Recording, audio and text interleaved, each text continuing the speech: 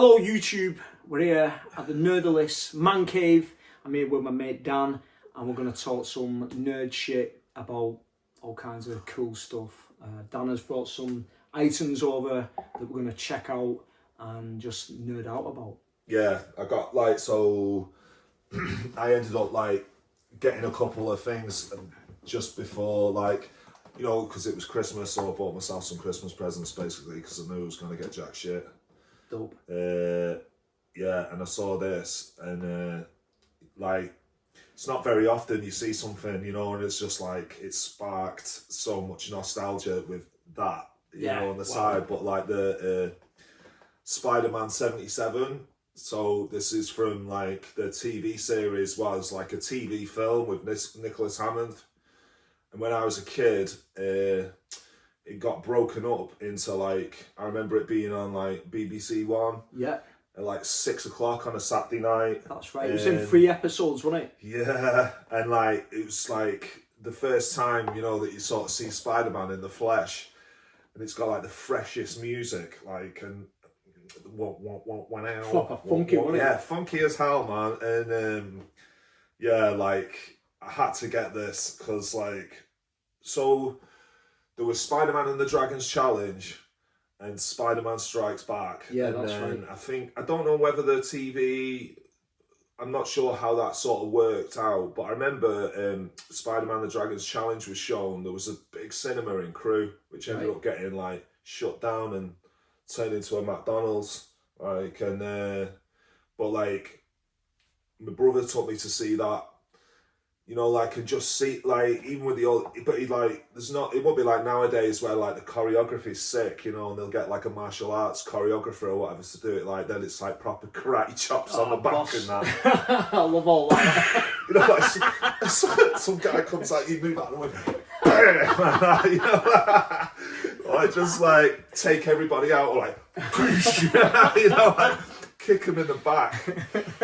But yeah, and it's flavour. So cool, mate, it's just at one point I was buying stuff and it's nah, I wanna use it. I'd buy import 12s and I had this frenzy where one day I just took all the cellophane off. So I want to feel the because I saw Cash Money did an in-store in I'm digressing here, but did an in-store in Fat City. Cash Money, the DJ. Yeah, DJ Cash Money. Pulled it, had all his records because it was pre-Serato. It was 1998 or something like that. And his records were so nailed from him going out that the side was fluffy. I was oh man, I want mine to look like that. I want mine to look like got that. battle scars. Yeah. So then it was just I just went home and took all the cellophane off and then just had them and then would keep them really close and tight knit so that eventually if I kept going through them, you get furry ends and that, not having that kind of collector vibe. And I'd buy stuff and then just rip it out of the box, because it's I want to fucking play with it, you know. You want to interact with it, don't you? Have you ever took this out of the box, or are you keeping it in the box? Well, for now, it looks fresh. It's the thing is, so the thing is, it's sick. The design just ticks all the boxes for me. It's got the old, the fresh logo, and then a really nice photo on the side. Yeah. So I might keep it, but it is sick. It is sick, incredible. And I might, packaging on that is amazing. It's fresh, isn't it? The way it's presented and that, that photo there is so fucking cool. Big up Nicholas Hammond. Yeah, the original Spider-Man. Yeah, man.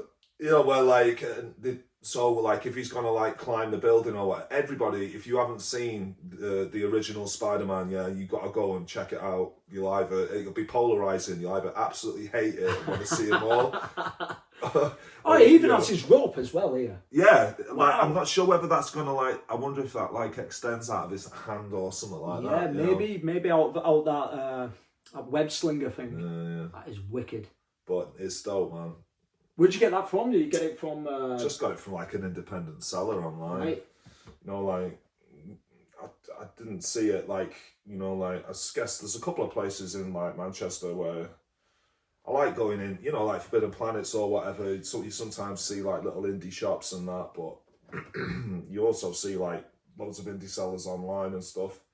And I got it at a reasonable price where I wasn't sort of pinching myself too hard. Yeah. That's dope, that. What else? Yeah. Really cool. Yeah, this. Holy moly! Yeah, man. The Great Muta! Yes! Yeah. Look at that guy! Yeah. This like when this arrived again, I got this just off like an independent seller. Like these are quite expensive, you know. So it's like if I can find one kind of cheaper or whatever. This just it's not in pristine nick, but at the same time, I just buzz off like the photo. As soon as you take it out of the box, it's kind of that's it really. The box probably wouldn't survive, you know. Yeah. So for now, I'm gonna leave it in. But Yeah. you get like the green mist and that. Yeah, the green mist. that's amazing. You've even got like his painted fingers as well, Yeah. you know, and the mask. Yeah. Check that out. That's so cool. Yeah, big up Muta, man. Yeah. He was never in WWF, was he? He was always in like NWA and WCW. And was he in AWA as well, maybe?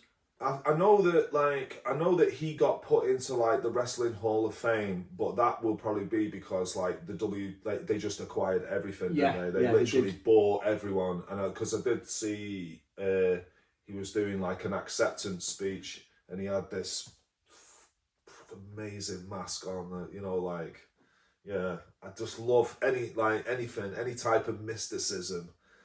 If someone's got a painted face, mate, I'm already there. Yeah. Do you know what I mean? Even that's the like Ultimate Warrior. He wasn't the most amazing wrestler, but he had sick music. He was hype as fuck, man. You know, and it was just like I don't know. That's what it's all about. You know, it's the hype, innit? Yeah, he brought the energy. He was great to see. You know, like you said, he wasn't technically he wasn't the best. But he was very entertaining. And there was a bit of mystery around him as well. You didn't know too much about him. It's just so intense as well, yeah, mate. Like you don't you don't know, you know, like you don't know what they're on about. Yeah. It's like on about like arriving in a spaceship and all that. I'm like, yeah, I love that. You know, like I don't know. He was out there, wasn't he? He was proper out there, mate. Sorry, these people. Oh, do not disturb. Just do that. But then Muta. Sometimes he just sort of come, come creeping in. Yeah, he was cool, Muta. Yeah, man. He had some good feuds against like Ric Flair and people like that. Oh, like proper top tier guys. Yeah, he was dope. That is a great figure, and it's got like all the points of articulation as well. Yeah, he'd be able to do all these fresh poses. I'll probably end up taking him out at some point, I reckon. It's hard to keep him in the boxes. Like I've got a few things that I've not taken out the boxes, but you know, I'm dying to take it out and interact with and pose it and all of that. But yeah, some things I'm gonna keep. Mate, it's only because I only just got them, and I'm in between rooms, like and it's only because I know that I've got like I'll only have to like pack stuff down again. I'm thinking like I'll probably just keep it. But the boxes do look cool. You know, like, that is a great display piece, isn't it? You know what I mean? It just looks awesome. Yours though? I've got a few. That's Superman. It's like a reissue of the Kenner Superman. I've got the original Kenner, but I don't know. I like the packaging of that. Oh, it's fresh. I remember going into there was a toy shop in Crewe called Family Fair. When they came out, mate, it's just like you could just go in and look, and like the Secret Wars stuff. Do you remember the Secret Wars and all that Marvel stuff? You just go in and sort of look at it, but you can't afford any of it because, you know, it's just like, it was expensive, man. You know, like, it's nice to be able to sort of cop things years later on that you always wanted. Like, whatever. I had the original Superman, it's over there, the Kenner original Superman. That's my original one from childhood, like. Gets in. And, there you got some Secret Wars there. Yeah. Oh, I've got them too and all. They're wicked. I don't have the accessories, unfortunately, but yeah, I have, like, accumulated more stuff, you know, as I've got older. You know, like accumulated that Hulk that wasn't from childhood. This one. Yeah, but yeah, I got him in very well. It was a gift actually. He's in great condition, and I always wanted one as a kid. But yeah.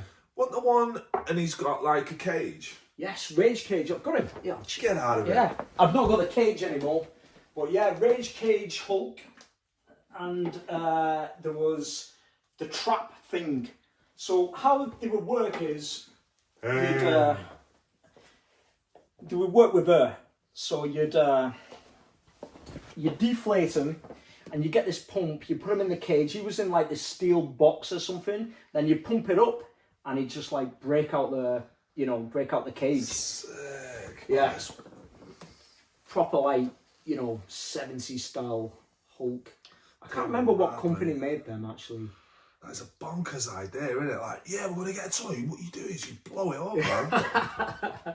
Pretty wicked idea, though. His face is mint, though, isn't it? Yeah. It's like that proper, I can't remember the artist, but you know, the 70s, late 70s Hulk.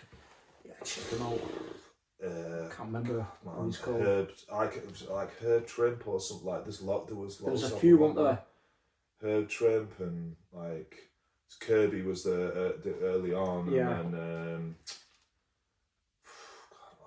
late 70s, early 80s was my favourite period in like Marvel comics and DC comics. John Buscema and that as well. Yeah. Oh yeah. If I don't know whether that's how you pronounce his name, but he did like How to Draw Comics the Marvel Way. Did you ever see that? Yeah. I never had it though. Oh mate, I remember got it from so it's this Fantasy World it was called in Hanley. That was like my spot.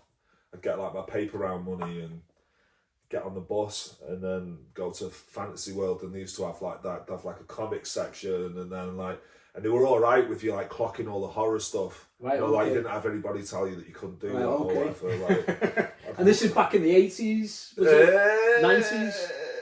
Yeah, it was the 80s. Yeah. Wow. Like 80s, and then like fucking like 12, 14, 15. Yeah, like late 80s, early 90s, man. Wow.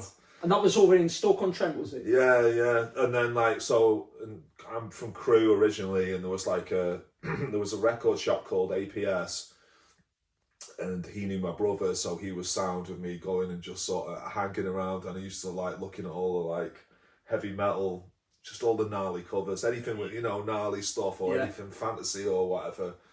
And he'd like sort me out. I'd get like, they had like a second-hand sort of section, so I'd get records from there. And then there was a guy called Carl who had like a comic shop, and just get my paper round money or whatever, and then go there and then go to the comic shop, and like he'd have like these sort of like budget piles. Okay. Where it was stuff like it wasn't in mint condition, but I didn't care, like just want to read them. Yeah, I just want to be around it. Yeah. Even at that, like it's mad, man, when you get into that shit. Even like the way that the fucking shop smells, like like my daughter Kiva's like, I hate the way they smell. They stink.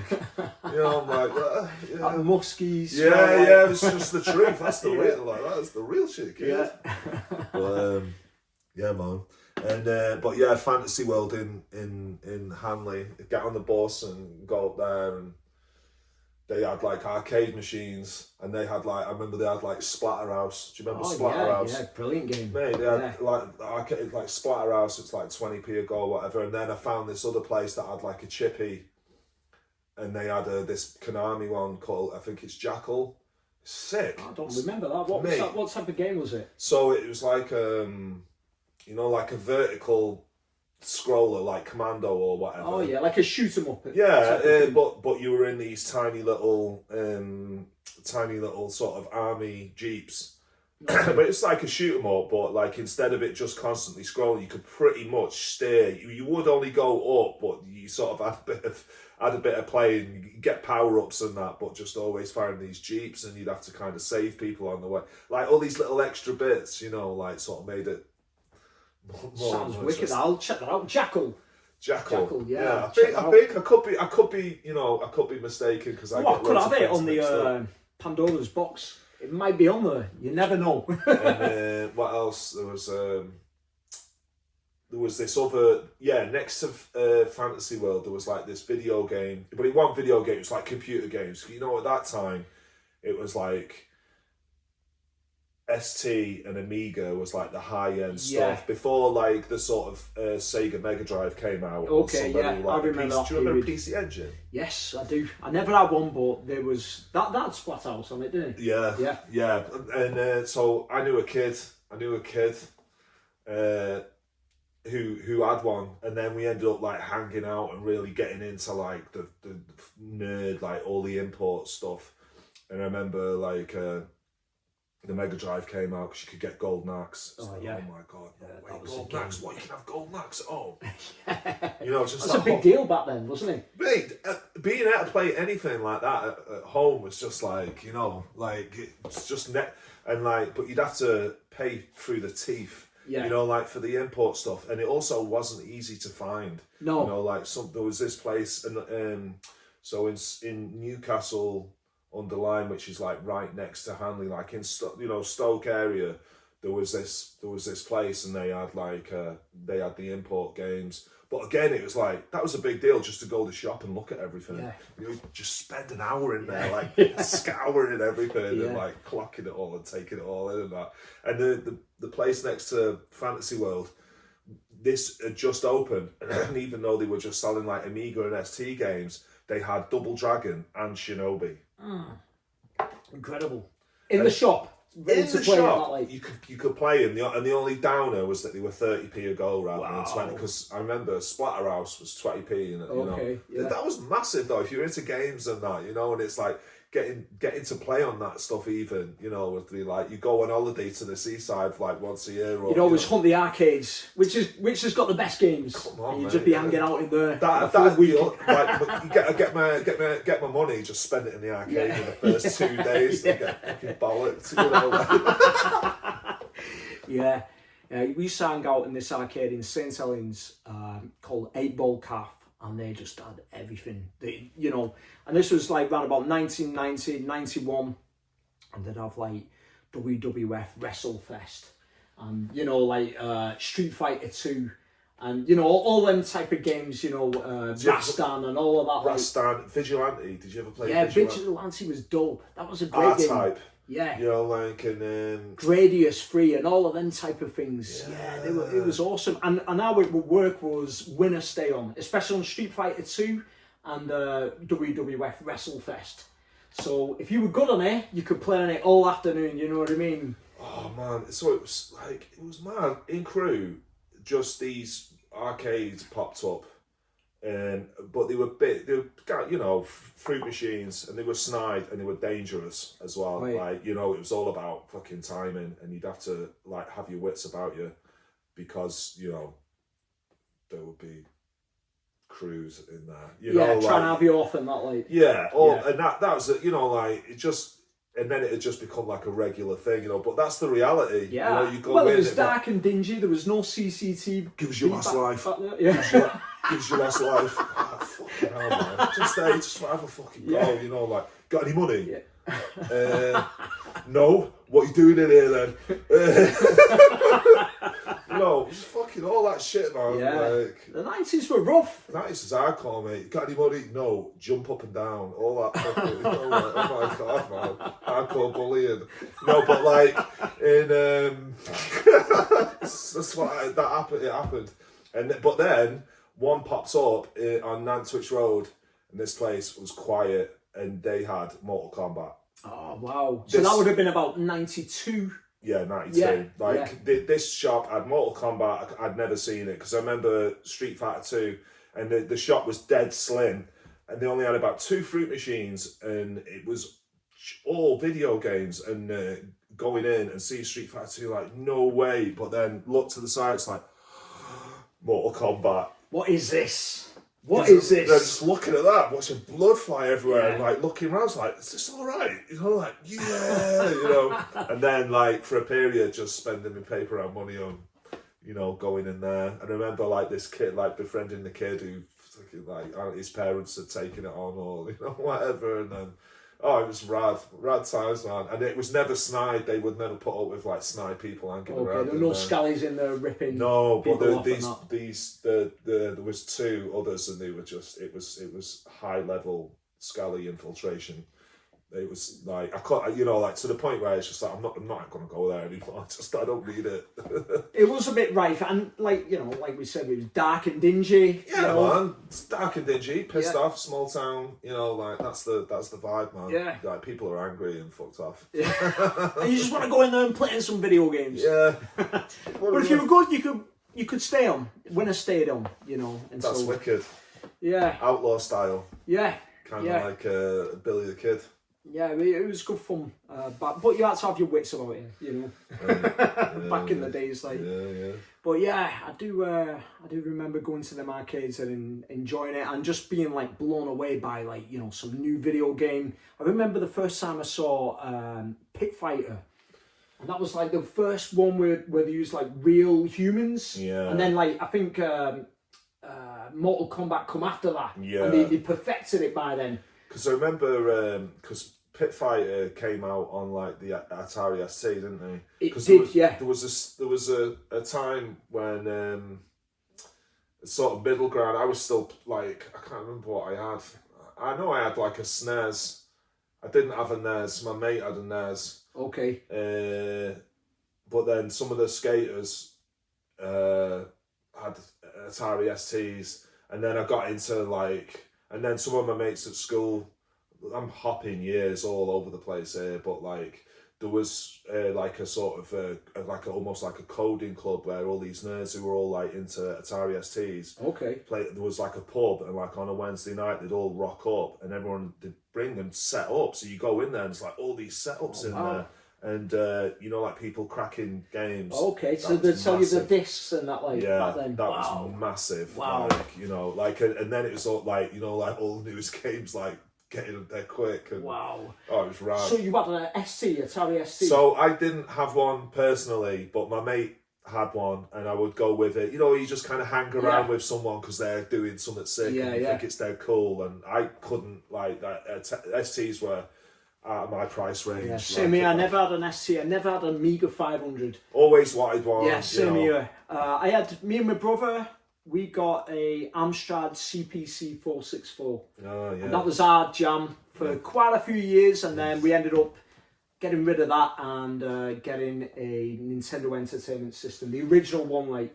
So the first, it was like a rubber keys specky, was a Spectrum 48K. Oh, yeah. That was the first time I saw someone, like a kid had one, you know, when it just sort of went round after school one time.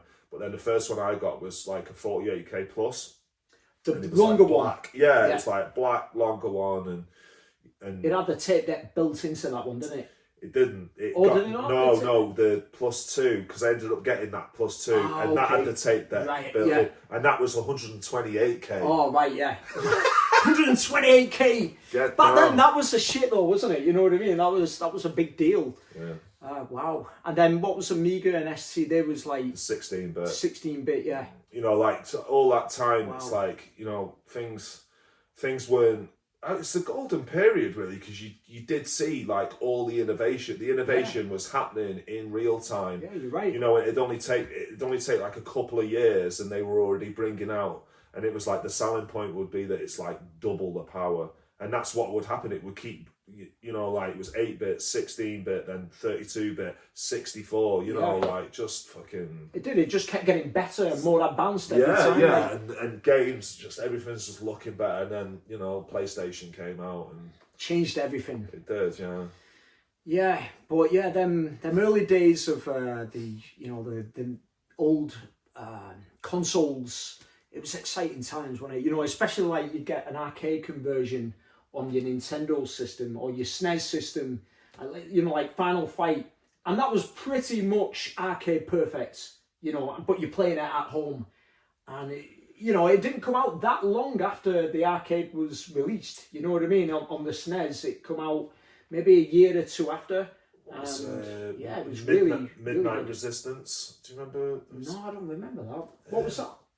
So the only reason I was going to bring it up is just because it was like one of the last ones that I had for like on the specky, on the plus 2. It took over 10 minutes to load. Oh my, wow. Wow, what type of game was it? It was like a side scroller. Midnight Resistance it's the sequel to something. I can't remember. It's not Ikari Warriors, but it's something. It's more like I think Contra. You know Contra. Yeah. So yeah. it's like it's a side scroller. Yeah, like a side scroller, like a shooter. And Midnight Resistance, I think one of the big things about it was you could jump up to a platform and then shoot down as well. Instead of just shooting, you know, or whatever. Wow. There were good games back then, and you would play them until you clocked them, or if you couldn't clock them, you'd have a good go. Yeah. You get your money's worth out of it. Even if it was a terrible game, you paid for it and you want to play it. So one of the, like, when I was a kid, games, there was one called Way of the Exploding Fist, Yeah, I remember that. and that would have been your like Amstrad. That's 464. Yeah, that would have been, and like on the ST, International Karate Plus, and it was like they were actually really similar, like the way that they played. But I remember because I was always into like kung fu films and that, and my mate Chip Hanari, he got like Chip Pan Harry. Yeah, That's a boss name. How did he get that name? Chip Hanari. Or is that another story for another day? It didn't come from me. It didn't come from me personally, but it was just skating, like the crew in crew, like these. That was the time when I was a teenager. It really opened up for me, like it really because the skaters would be all ages and then just from all different backgrounds, and that was what I loved. I think because I was just from.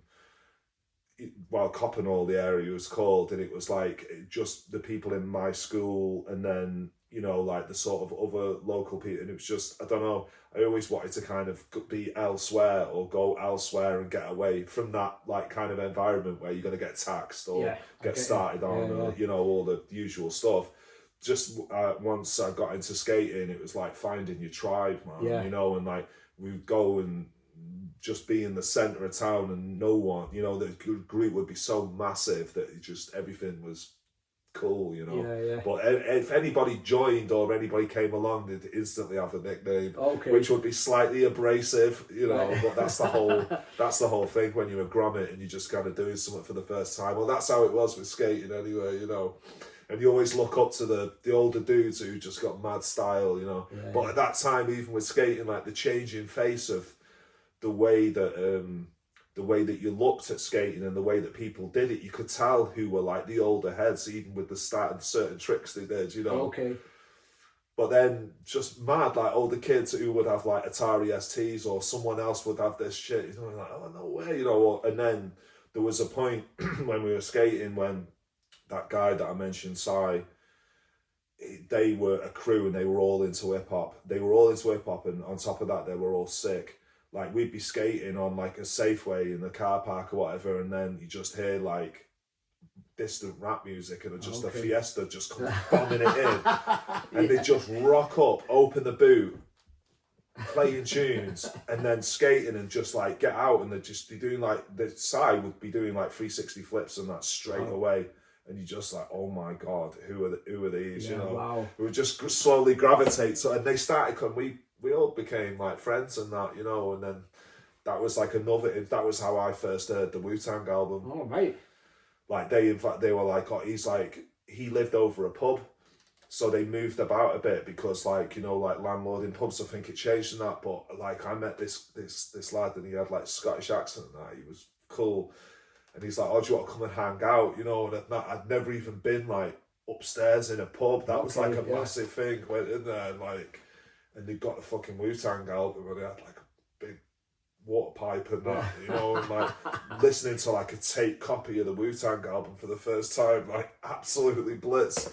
I will never forget that moment, mate. Like hearing like Shame on and like that. It's an incredible album. Oh, just the voices, man. Yeah. And like, like that really did like, again, just open massive doors, So many characters and so much style, and it was just raw and all that kung fu samples and that raw hip hop beats.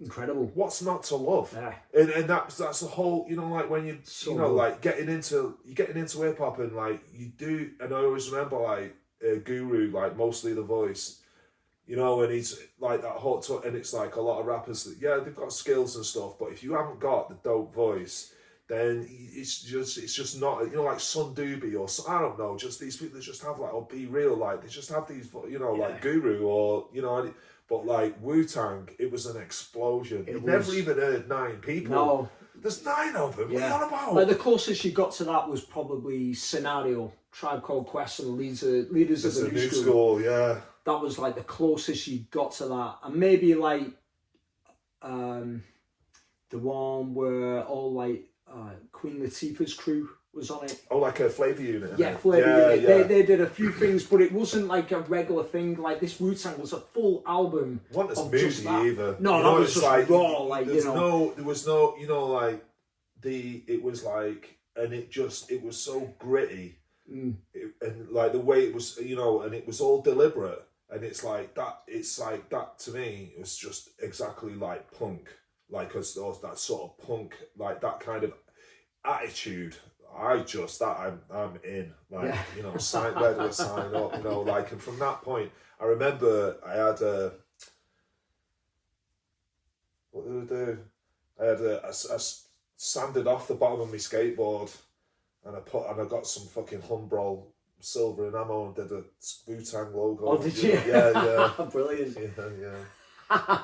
Yeah. I did like a piece and I wrote crew, and the W was the Wu-Tang logo. Oh, brilliant. Wow. You still got that? I might still have the paper. Oh, yeah, wow. I've still got the sheet of the mixtape, my first mixtape, because I drew it, because I was doing, I was into like graphics and that, you know, and comics and everything. So I drew it, and I remember I got a regular cassette tape and I multiplied. I've got a ruler out and took the measurements and then multiplied it like by 4 or something like that, so I could draw it like this size. Right. Wow. Yeah, and I put like hip hop mixtape, Crew's first mixtape DJ, and it was like £5, and I put like a £5 on it, and then took it to like, you know, Pronto Print or something. It's like, can you shrink that down 4 times for me? And then I cut them out, you know. And, right, so it fit in the box. Yeah, so it fit in the box just right, and I went and like, I don't know, there wasn't no quality save then, or I can't remember what it was called, but get like, you know, like Max L tapes and that. Yeah. Reasonable quality. Yeah, they were alright then, actually. They were alright, you know. And would you like dub them tapes yourself? Would you just like, you know, play and record in one deck and then so get the other one ready and... before, I had would you do it high-speed dubbing? Would you do it like that? I had a double tape deck player. I had this Pioneer stacker in the first... So, again, I'm jumping back and forth, but that was how I originally got into it. Before I had the turntables and everything, I had a hi-fi stacker, and I got a realistic mixer from Tandy. Oh, yeah. I sold like some unbelievably rare, like, well, now if I still had these comics like Spiderman 300, and the Hulk one where Wolverine's on the front, you can see the Hulk in the with a Sasquatch, you can see him. Wendigo.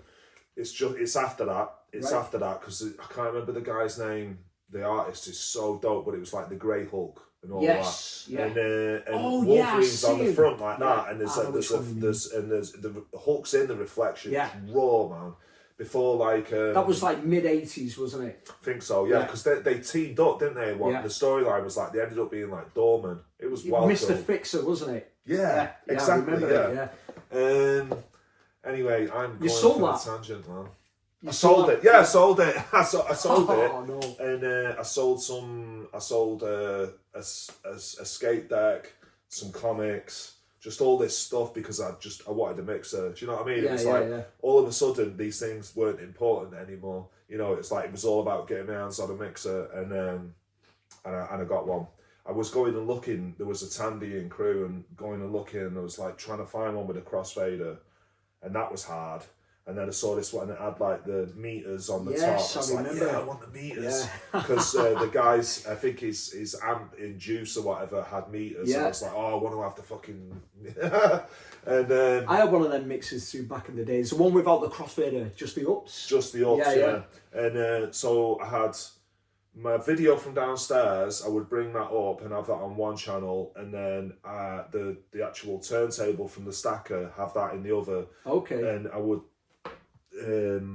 do pause tapes and press and rewind like bits from like Blazing Saddles, where they're all just like sat round like farting, or like anything that made me laugh. I would put all like Enter the Dragon over the music. And then just go back and forth, and then whatever I had, and like go back to the beginning of the record. Enter the Dragon samples as well, like. All that. Just excerpts from Enter the Dragon. Yeah. Like just a bit where it takes up, like just play it and then, like go back, and that was the very first thing that got me into it. Wow. And then when those skaters started coming, and like I was saying about Sai, I found out that he had turntables, and that's how he ended up like buying some. You know, the offer just happened. You know, it was what a time, man. What a time to be alive. Oh, exciting as well. You know what I mean? It's like you're venturing into the unknown. Yeah. You don't know what's going to happen, but you don't care what's going to happen. You're just excited by it. It's the excitement because you feel it, everything, and I think like even with everything was sort of adrenaline. You know, hearing new music, but then getting a mixer, and it's like you're almost partaking in it yourself. Yeah, and you're really interacting with it, aren't you? And I had no idea. Interacting with the music, and like you say, you're dealing with like movie samples, and you're blending it all together, making your own creations with it. It's an awesome thing. Yeah, 100%. You've got another awesome item. You wanna dig the item out and unleash the beast, as we call it. Check this out. Yes, I got like Check this. Yeah. Let me just make sure that is in full shot because that is. Look at that. Let's get So there's a story behind this. So this is Godzilla. What year is this from? So I believe I think it's from the Godzilla 2000. I think that's what the that was the time. That was when I got it.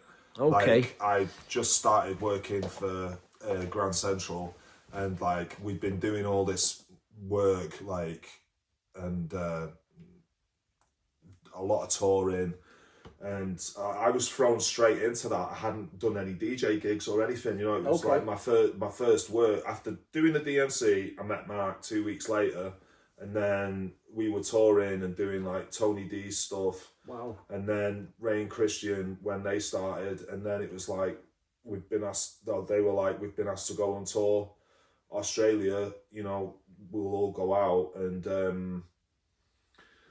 it was for like 2 weeks. It was to travel over 2 weeks, and it was called Vibes on a Summer's Day was the tour, and it was like Brisbane, Perth, Sydney, Melbourne, you know, and it's like, oh, you're going to be on a plane for 24 hours, and all like, what? You know, life-changing stuff. Life-changing. Like, yeah, absolutely. And basically, like, they, I found out a couple of things. I found out that PlayStation 2, it was out in Japan, but they were also available in Australia. Okay. And so I was like, right. And then we got given like a lump of PDs, and I had a bit of money saved because like for people that don't know what is a PD. Oh, so a PD is like per diems or like per day. So you go and you would get a fee. You know, you get a fee for doing a gig, but usually when you're touring, you get per diems, which is like to buy food with. Okay. Yeah, but so this is to survive while you're to on survive. tour. Yeah, Okay. to survive when you're on tour. Yeah. And they were like, we're gonna give you like a week or half, and it was half the total fee. I don't know. It was a lot of money, and I was just like, wow. And first thing I did was like look up Chinatown and went down there, and there was like a shop selling like, you know, cool stuff. Cool stuff. Like the stuff, you know, the stuff that dreams are made of. Yeah. When you're that age and like off the leash, and you know, like, and I so in the top corner in this shop, I saw this guy, and they wouldn't let me open the box. It was just the box, but this is complete. It wasn't, you don't put it together or anything. So it come like this. Yeah, so it came straight like out this. of the box. It's like this. The box was like this big, wow. And it was square, and I couldn't. Everything else in the shop was like, okay. And just kept looking at it, and I just thought about it for a little bit. Got this video, and I was like, how much is it? So, and I think it was $295. I'll take it. Why not? Yeah, man. And I know Danny. How can you not say that? You know what I mean? And then I remember like Chris Crooks and Danny Ward and some fucking kind of. I just walked out and they were all drinking coffee outside, and I'm just walking over with a massive grin on my face holding this thing, and I just remember they were like, what the fuck have you got there, man? And I'm like, shit, this shit. How far away, like, how far gone was you on the tour? Like, how many days left did you have on the tour when you got this? Just got there. So you spent all your lunch money and your food money on this guy?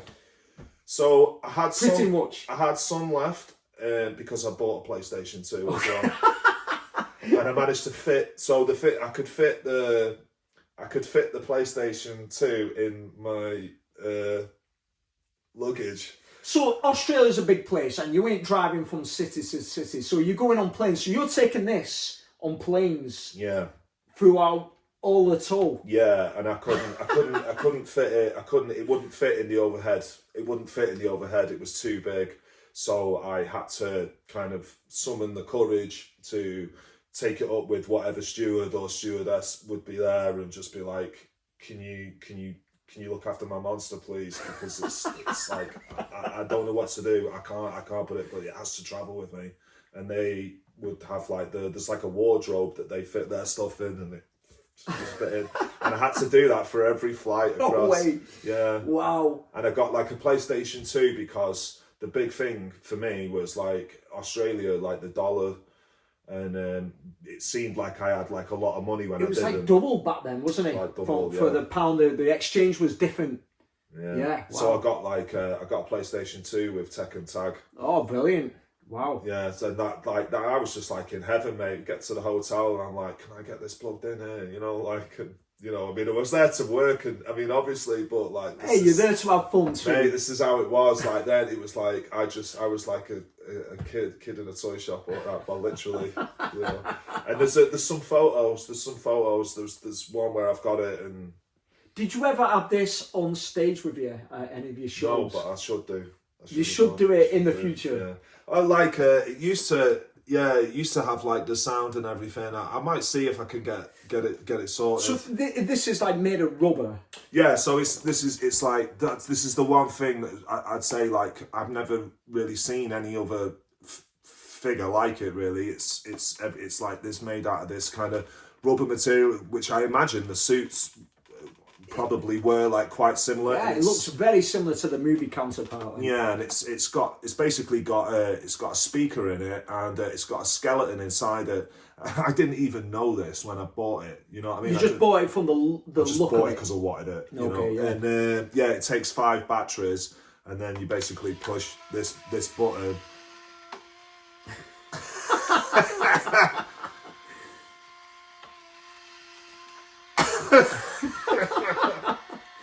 And it used to roar, and it used to light up, you know. Yeah. But like he's taken a bit of a beating on it. He's a veteran. He's a veteran. Yeah, he's taken some knocks because it fits perfectly on a monitor, and it's like that. That was, you know, it's like that's my.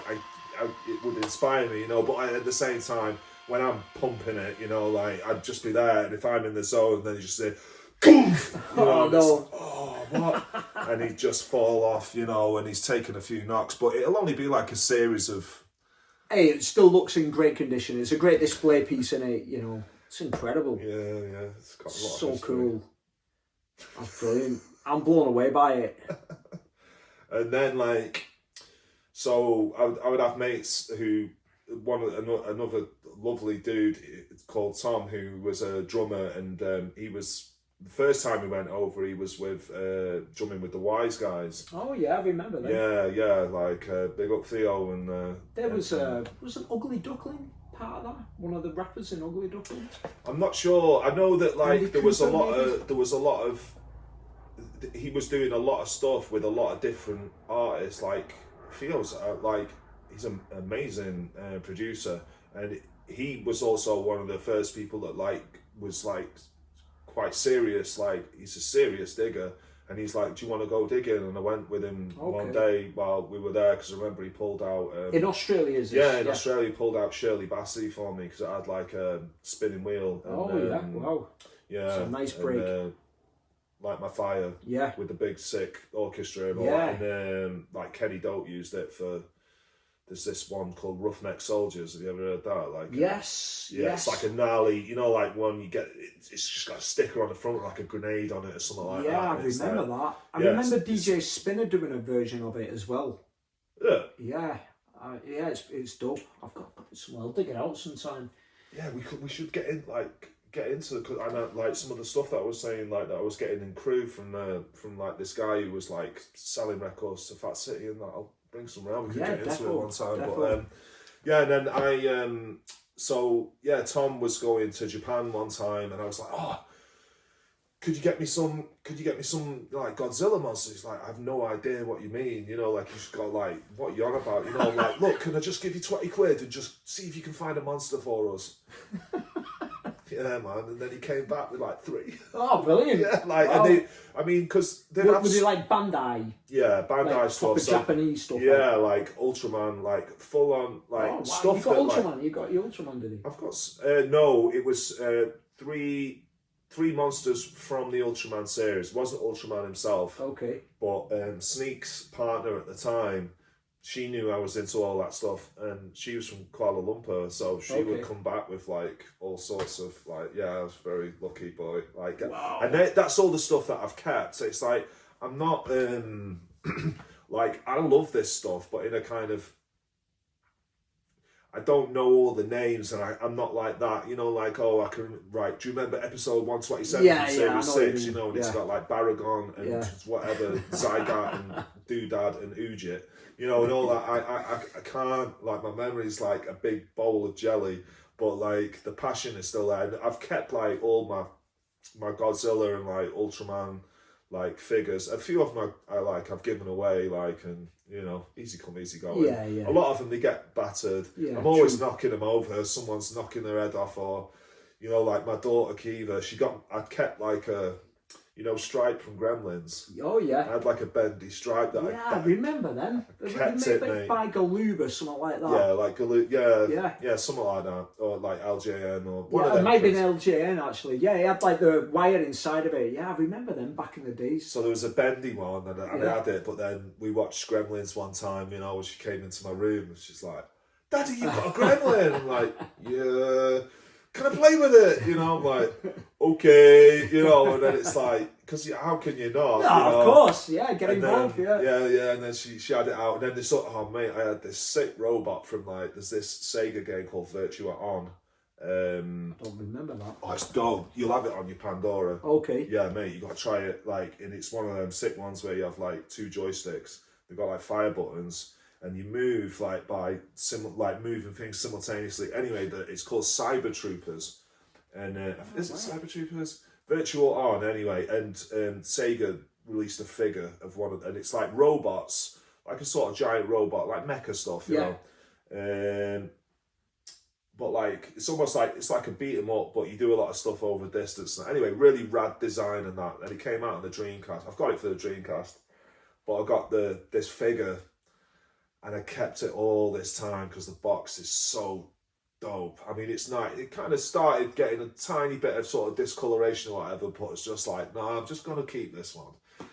And, you know, but then enter Kiva, she's like, Daddy! That one? Yeah. Why is that robot still in the box? I'm like, you tell me, Kiva, I don't know. She's like, can I play with it? You know, I'm like, okay. You know, just took it out, and then, like, does the leg go? Just pulled the leg off straight away, you know, just like, it's okay. Oh. But yeah, this is it, man. You know, and I kind of, it's weird, isn't it? Like, sort of collecting things and keeping them, even when they get a bit nailed, but there's memory there, and it's the same. I'm like that with my records. Yeah. You know, like I'll pull one out, and I'll know where I got it. Oh and, yeah, you remember the story, who you was with, the day you got it, you know, what time of year it was, yeah. The journey going there, the journey coming on, reading the sleeve and all of that. All that, mate. Yeah, like, you know. Yeah, me too. Soaking up every possible part of, you know, of it. Or even like some VHS, you know, I've still got a few VHS knocking about, and I remember the first time I got like Akira, and you know, I went into the shop, I think it was like Our Price or something like that from back in the days, and I wanted Fist of the North Star because I heard about it, but you know, you couldn't watch it back then. You know, it wasn't on terrestrial TV. And I saw the VHS and I'm like, I need to have this. And it was an 18. And the guy in the shop was like, nah, I ain't selling you that. And I asked someone else, you know, some older dude, like, will you go in and buy that for me? And he, you know, he just like kind of blow me off. He's like, nah, I ain't doing that. And I went back in there, thought, okay, I can't get Fist of the North Star.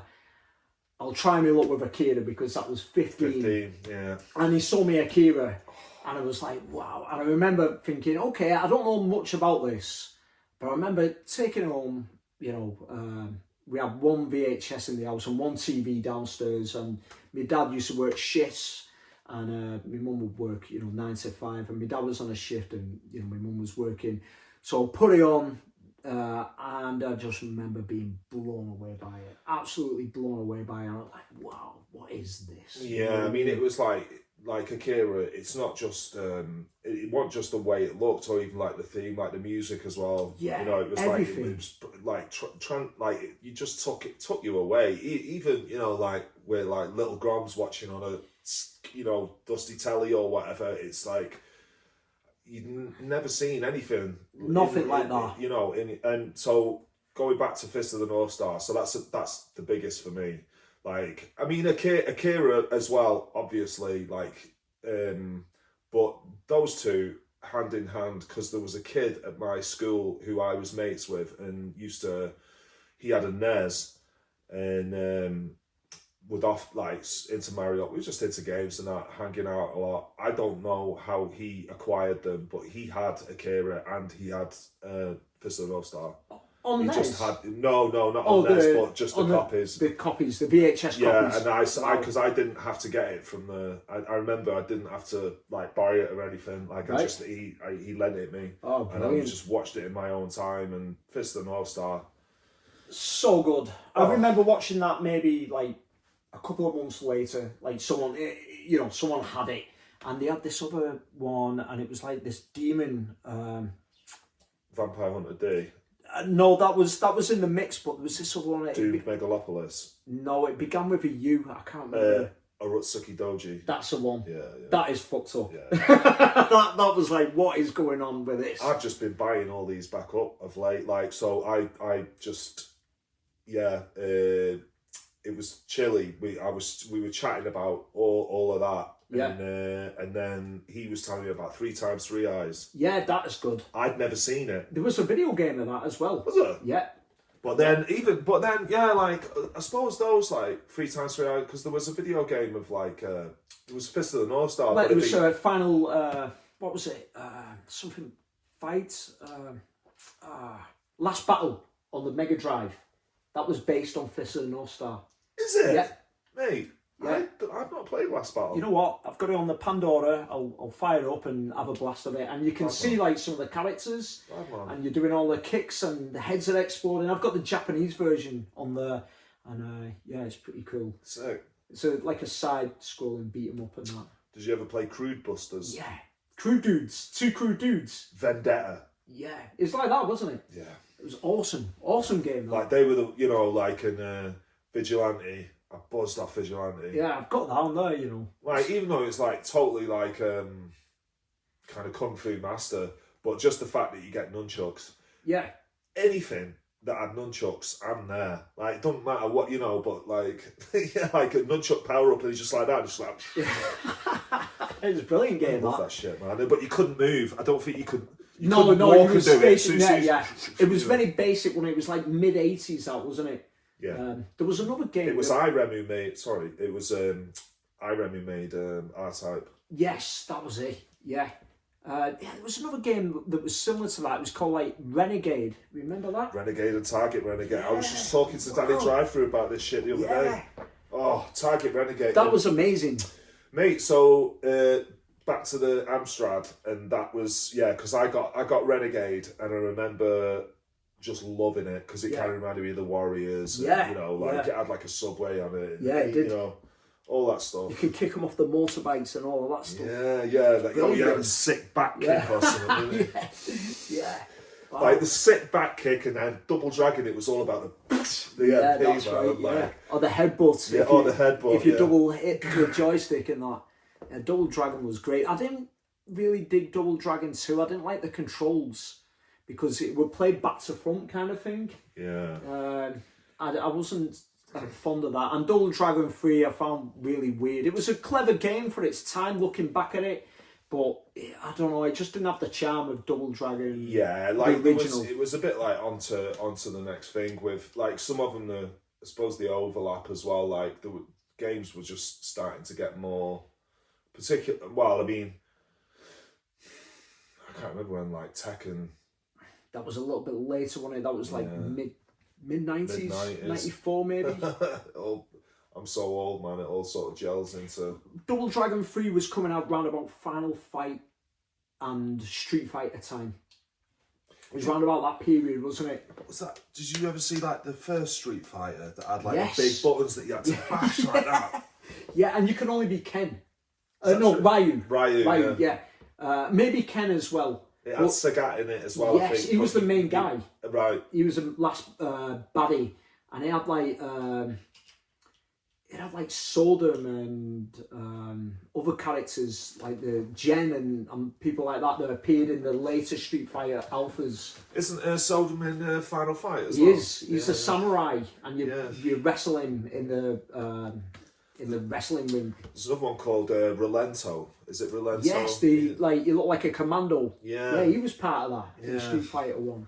And I love that though. Like that whole like, Yeah. you know, like the Japanese sort of perspective of like just going so deep with it, like that, and like these characters that like, you know, you walk across the screen and just go, and that's it. And they're the only time you see them. They've got like a massive backstory of why they're there. Yeah, you know? yeah. And then it'll bleed over into like other games and stuff. Yeah. I love that. Yeah, it was that's like just its own universe, wasn't it? You know.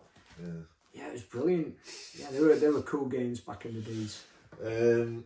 So, what was the other? You know, You got some more goodies.